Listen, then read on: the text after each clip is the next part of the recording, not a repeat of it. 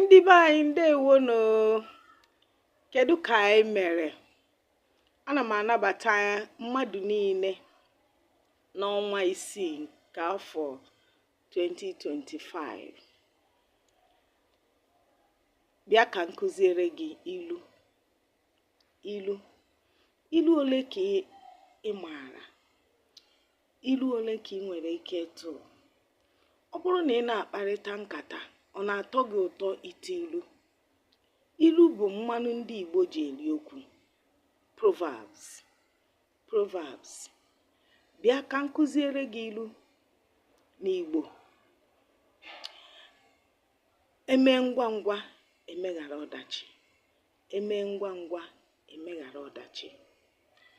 Mmiri ama enyi n'anya. Mmiri ama enyi n'anya.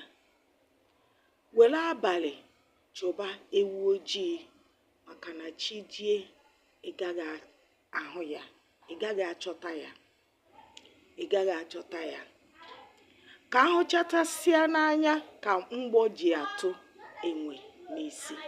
Ka ahụtachasịa n'anya ka mgbọ ji atụ enwe n'isi.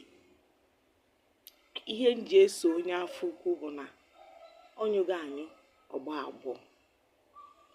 Kọwara m ihe ilu ndị a pụtara na comment section.